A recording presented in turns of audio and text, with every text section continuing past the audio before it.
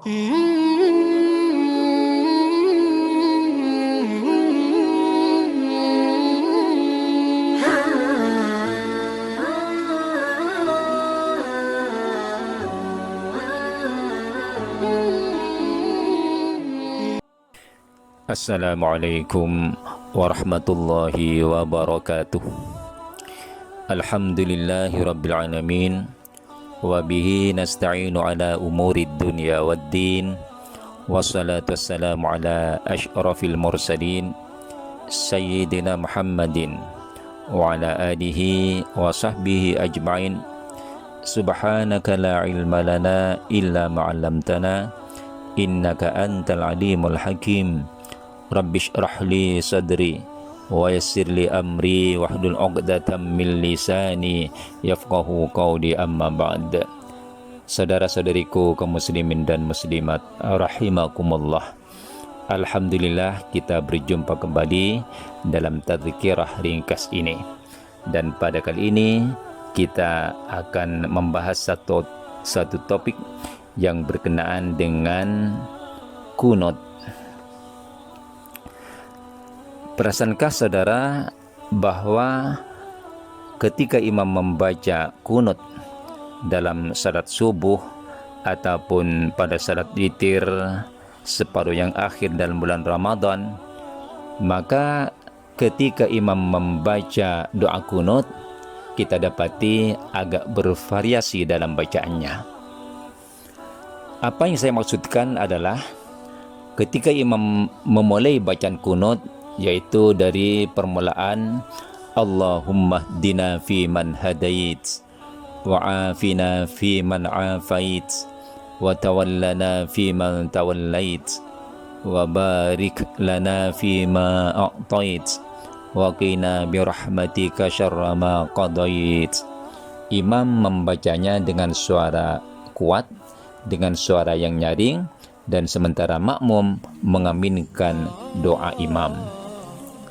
Akan tetapi ketika memasuki bacaan berikutnya, yaitu fa innaka taqdi wa la yuqda 'alaik wa innahu la yadhillu man walait wa la ya'izzu man 'adait tabarakta rabbana wa ta'alait falakal hamdu 'ala ma qadait. Imam menurunkan volume bacaannya.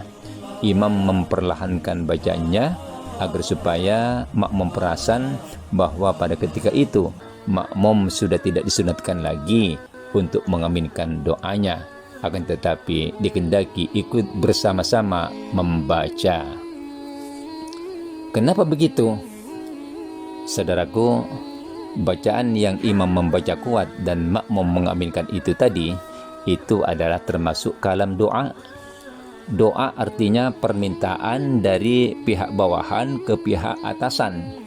Dalam hal ini permintaan kita kepada Allah yang disebut doa ataupun permohonan. Adapun permintaan pihak atas ke pihak bawahan disebut perintah ataupun instruksi. Baik doa ataupun perintah adalah permintaan yang apabila kita membacanya, kita mohon kepada Allah, tentu kita sunat mengaminkan.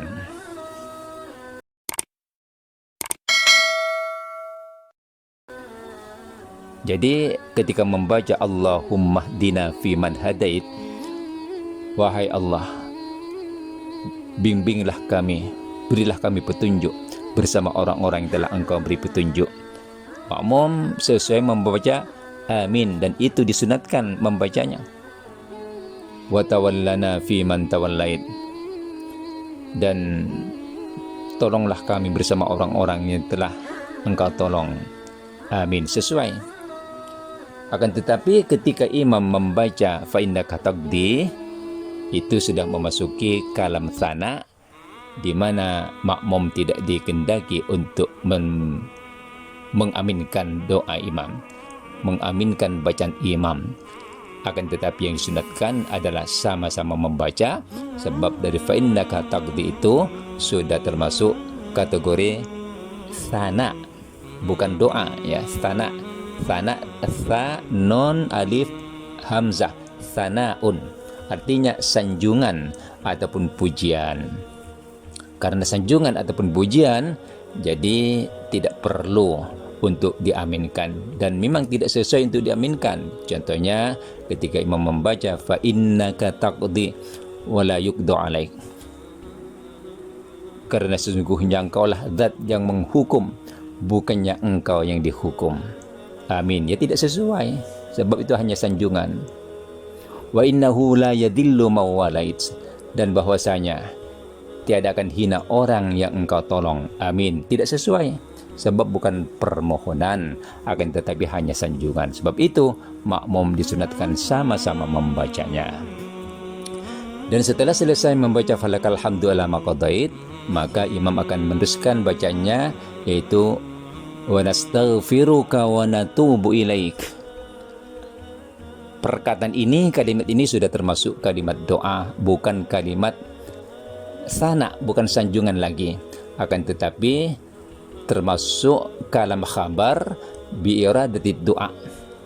Kalam khabar maksudnya berita. Wa nastaghfiruka, dan kami mohon ampun kepadamu ya Allah, wa natubu ilaik, dan bertaubat kepadamu. Sesuai amin, sesuai diaminkan, sebab walaupun berita akan tetapi maksudnya berdoa pada Allah Subhanahu wa taala. Jadi sebaiknya imam menggunakan syigat jamak, yaitu menggunakan non jamak, bukan menggunakan hamzah mutakallim wahdah, bukan astaghfiruka wa atubu ilaik, akan tetapi wa nastaghfiruka wa natubu ilaik. Kemudian selepasnya kita membaca salawat ke atas Nabi, wa sallallahu ala sayyidina Muhammadin nabil ummi wa ala alihi wa sahbihi wa baraka wa sallam. Ikut pandangan ulama di sini berbeda-beda. Ada yang mengatakan bahwa salawat ini dalam bentuk yang dibacakan tadi itu adalah termasuk sana, termasuk kalam sana, bukan doa. Jadi makmum dikehendaki sama-sama membaca bersama imam.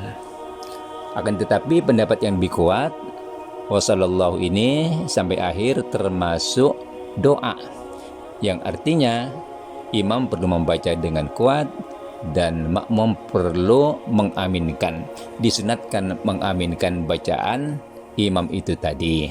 Akan tetapi pendapat yang lebih kuat, pendapat yang afdal, imam membaca dengan kuat, makmum juga membacanya, dan di samping itu mengaminkan doa imam. Jadi makmum hendaklah juga membaca wa sallallahu ala sayyidina Muhammadin nabil ummi wa ala alihi wa sahbihi wa baraka wa sallam. Amin. Nah, baca amin belakangnya supaya dapat fadilah yang afdal. Dan ingat wa sallallahu wa baraka wa sallam. Wa salla itu bentuk fi'il madhi. Jadi wa baraka wa sallam, bukan wa barik wa salim, agar supaya sesuai sama-sama fi'il madhinya. Lain kalau imam membaca wa sallillahumma. Wa salli itu bentuk amar. Jadi wa barik wa salim. Akan tetapi kalau membaca wa sallallahu mesti wa baraka wa sallam. Itulah saudara penjelasan berkenaan dengan seputar bacaan kunut. Dan kemudian saya ingin menyinggung satu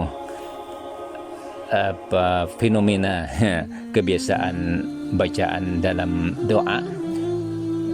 Hal ini seringkali kita terikut-ikut. Biasanya imam ataupun siapa saja yang memimpin bacaan doa, pada permulaan doa itu seringkali membaca susunan doa yang begini: Alhamdulillahi Rabbil Alamin, hamdan hamidin, hamdan syakirin, hamdan zakirin, hamdan yuafi ni'amahu wa yukafi mazidah, sampai seterusnya. Di sini pokok pembahasannya adalah pada perkataan hamdan yang digabungkan dengan hamidin, hamdan digabungkan dengan syakirin, hamdan digabungkan dengan zakirin.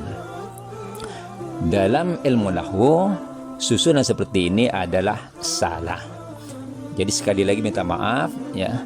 Bacaan alhamdulillahirabbil alamin, hamdan hamidin, hamdan syakirin, hamdan dzakirin adalah bacaan yang salah. Kenapa salah?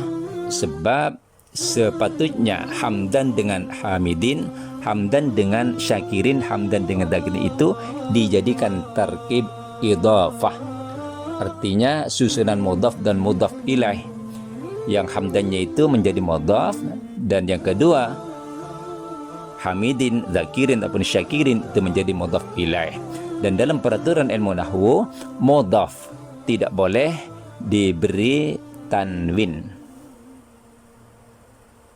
Sebagaimana juga mudhaf tidak boleh diberi alif lam. Jadi tidak boleh ataupun salah dari segi nahwunya kalau kita membaca hamdan hamidin. Alhamdulillahi rabbil alamin, hamdan hamidin. Yang betul hamdal hamidin, hamdas syakirin, hamdal dzakirin. Sebab susunan mudhaf dan mudhaf ilaih. Mudhaf tidak boleh diberi tanwin, sebagaimana juga tidak boleh diberi alif lam ya. Kemudian nunan talil i'rab ya, atau tanwinah. Tadi yang berkaitan dengan hamdan hamidin, hamdan syakirin, hamdan dzakirin itu berkaitan dengan tanwin ya. Kemudian nunan talil i'rab, nun yang mengiringi i'rab, nun tasniyah ataupun nun jamak mudzakkar salim juga harus dibuang kalau dijadikan tarkib idhafah. Seperti contohnya bacaan walidayya. Walidayya itu rabbighfirli wali walidayya. Kalau bentuk asalnya walidayyanya itu adalah walidaini, kemudian ada ya mutakallim. Rabbighfirli, wahai Allah ampunkanlah dosaku, wali walidayya, dan dosa kedua orang tuaku. Jadi perkataan walidaini di situ dimudhafkan kepada ya mutakallim menjadi walidayya, nunnya sudah dibuang.